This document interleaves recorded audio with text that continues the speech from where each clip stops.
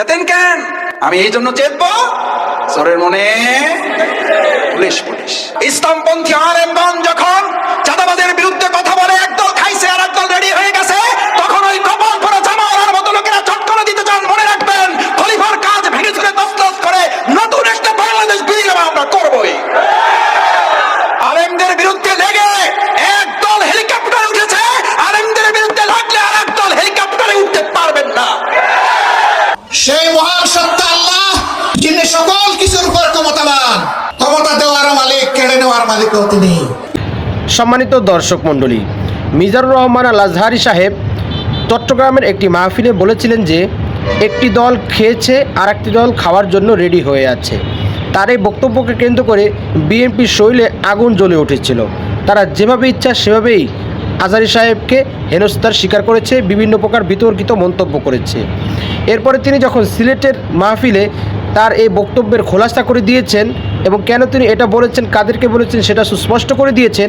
এরপরেও আমরা দেখছি যে বিএনপি যুবদল নেতা আজহারি সাহেবকে এমন একটি কঠিন কথা বলেছেন যা সত্যিই মানার মতো না। আর এ সংক্রান্তই বিস্তারিত প্রতিবেদন থাকছে আজকের এই ভিডিওতে। তাই আজকের এই ভিডিওটি অত্যন্ত গুরুত্বপূর্ণ হতে যাচ্ছে। এক সেকেন্ড না টেনে ধৈর্য সহকারে পুরো ভিডিওটি দেখার জন্য আহ্বান করছি।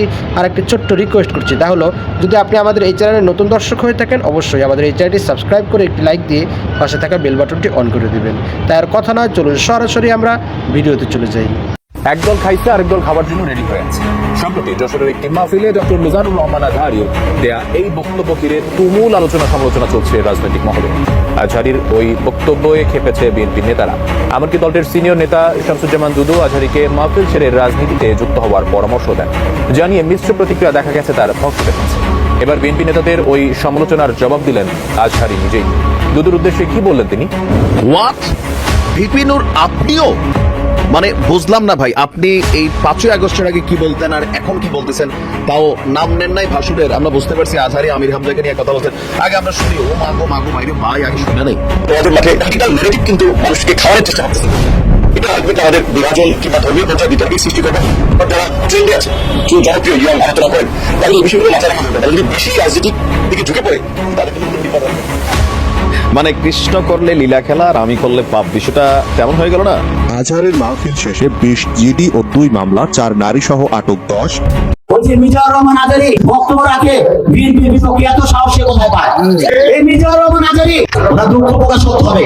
আপনি এই জামাতের পক্ষে কথা বন্ধ করেন, নাহলে এই দেশের মানুষ যেভাবে আপনার এই যে মাহফিল করে, মাহফিলে কিন্তু আপনি আস্তে আস্তে শিকার হন। এই মুসলিম লীগের কারণে, কারণ এই মুসলিম লীগ কিন্তু বিএনপিকে পছন্দ করে, এই মুসলিম লীগ কিন্তু অন্য সংগঠনকে পছন্দ করে।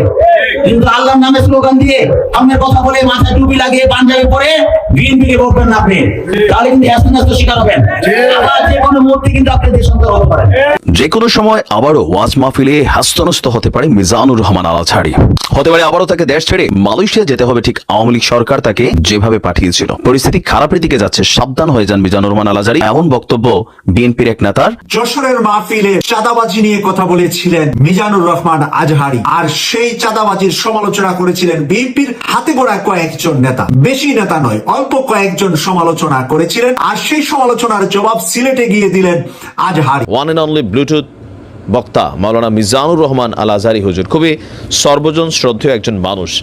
গেল কয়েকদিন আগে যশোরে ওনার একটা বক্তব্যকে কেন্দ্র করে যখন তোলপাড়, এর মাঝখানে আবারও একটা ছোটখাটো লাড়া দিয়েছেন আমাদের মিজানুর রহমান আল আজহারি হুজুর। সাথে আবার আমির হামজা হুজুরের চিনেন তো? আল্লাহর সৌন্দর্যের বন্দনা করতে গিয়ে তিনি রাশ্মিকা মান্দানা পুষ্পা ছবির নায়িকারে বলছেন আহারে। পরে আবার কাছে দেখেন আমি মানসিক অসুস্থ। তো এই মানসিক অসুস্থ হুজুর আবার ওয়াজের মাঠে কেমনে চলে গেল দৌড় দিয়া? এগুলো একটু খেয়াল রাখতে হবে, আবার কোথায় কোনটা বইলা বসে ঝামেলা হবে। হুজুরদের ওজনের জন্য বলতেছি। যাই হোক, আমরা কথা বলতেছি আজহারি হুজুরকে নিয়ে। তো সিলেটে গতকালকে তিনি আরও এক ঐতিহাসিক অবস্থান আমরা দেখলাম। আপনার কি বলা হয় যে মানে একটা হিউজ উপস্থিতি ছিল। তো সেইখানেও তার যে বক্তব্যের একটা অংশ, এই অংশটা নিয়েও আবার একদল মানুষ বা যারা বিএনপির নেতাকর্মীরা আছেন তারা একটু বলছেন যে এই কথাগুলো রাজনৈতিক কথাবার্তা হয়ে যাচ্ছে। তো তিনি আবার কি বলছেন?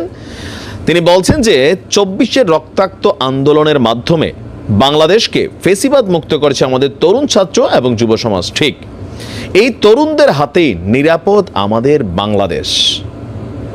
তো তরুণদের হাতেই নিরাপদ, এটা কি কোনো পলিটিক্যাল ওয়েতে তিনি বললেন? এটা কেউ কেউ মনে করছেন। আবার তিনি বলছেন আমরা এই দেশে আর চাঁদাবাজি দখলবাজি দেখতে চাই না, এটা কেউই চায় না। এই কথা এখন হুজুরে বললে স্বাভাবিকভাবে নানান দিক থেকে কিন্তু এটা একটা আক্রমণাত্মক ওয়েতে চলে আসে। তবে এটা কিন্তু সাধারণ হুজুর না, অন্যান্য হুজুরদের মতন না, তিনি বড় ব্লুটুথ হুজুর, তিনার এক ডাকে বহুত কিছু কিন্তু এদেশে ঘটে যাবে। তো এটা নিয়ে কৌশলে হয়তো অনেকেই কথাবার্তা বলার চেষ্টা করছেন। শনিবার রাতে সিলেট এমসি কলেজ মাঠে আঞ্জুমানে খেদমতে কোরআন সিলেট আয়োজিত মাহফিলের শেষ দিনে আলোচনাকালে তিনি আপনারা বলছেন যে মানুষকে সচেতন করাই দিনের দায়ীদের কাজ। একটি মাহফিল আমার খণ্ডিত বক্তব্য নিয়ে একটি রাজনৈতিক দলের বন্ধুগণের বিতর্ক ছড়িয়ে দেওয়া বাকস্বাধীনতা পরিপন্থী। মিজানুর রহমান আজহারীর ওয়াজ মাহফিলে গিয়ে পদদলিত হয়ে অন্তত 5 জন আহত হয়। আহতদের স্বজনেরা বলেন, সম্মানিত দর্শক মণ্ডলী, বিএনপির যুবদলের একজন নেতা মিজানুর রহমান আল আজহারী সাহেবকে কেন্দ্র করে এমন একটি বিস্ফোরক মন্তব্য দিয়েছেন যা সত্যিই দুঃখজনক। তিনি একটি প্রোগ্রামে বলছেন যে মিজানুর রহমান আল আজহারী সাহেব যদি এভাবে তার বক্তব্য দিতে থাকেন যেটা বিএনপির বিরুদ্ধে যায়, যদিও সেটা তিনি বিএনপির উদ্দেশ্যে বলেননি, তারা নিজেরাই গায়ে মাখিয়ে নিয়েছে। এরপরে তিনি বলছেন যদি এভাবে তিনি বক্তব্য দিতে থাকেন তাহলে আমরা তাকে হেনস্থার স্বীকার করব এবং তাকে পুনরায় দেশ ত্যাগ করতে বাধ্য করব। যেন চোরের মার বড় গলা, এমন একটা অবস্থা। নিজেরা তো অপরাধ করছেনই, যিনি অপরাধের বিরুদ্ধে কথা বলছেন তার বিরুদ্ধেও তারা উঠে পড়ে লেগেছে। তিনি কে এমন কথা বলেছিলেন? তিনি তো অসত্য কিছু বলেননি, তিনি তো সত্যই বলেছেন। আওয়ামী লীগ সরকারের পূর্বে যখন বিএনপি সরকার ছিল তখন কি দেশের মানুষ দেখেনি তাদের দুর্নীতির বিষয়গুলো? দেখেছে। দেশের মানুষ তাদের দুর্নীতির বিষয়গুলো ভুলে যায়নি। এরপরে যখন আওয়ামী লীগের পতন হলো এখন তারা খাই শুরু করে দিয়েছে, যেন কাল নির্বাচন দিলেই যেন তারা খেয়ে ফেলবে সব কিছু, এমন একটা অবস্থা। তারা যে ক্ষমতায় বসলে কতটা আওয়ামী লীগের চেয়েও ভয়ঙ্কর হবে সেটা এদেশের মানুষের আর বোঝার বাকি নেই। তারা আজহারী সাহেবের বিরুদ্ধে লেগে কী বোঝাতে চাচ্ছেন? তারা নিজেদের ক্ষমতার যে আসন ছিল সেটাকে আরও কঠিন করে তুলছেন। তারা যতটা সহজে নির্বাচনে অংশগ্রহণ করে জয়লাভ করত সেই জয়লাভের পথকে তারা আরও সংকীর্ণ করে তুলছেন। মানুষের মনে তারা যে একটি আওয়ামী লীগের মতোই দল সেটা মানুষকে বোঝাতে তারা নিজেরাই বাধ্য করছেন। মানুষ তাদেরকে স্বেচ্ছায় ভোট দেবে কেন? বরং তারাই তাদের ভোট না দেওয়ার পেছনে কাজ করে চলেছে। তারা এমন বিতর্কিত মন্তব্য করছে যা সত্যি হৃদয় বিদারক।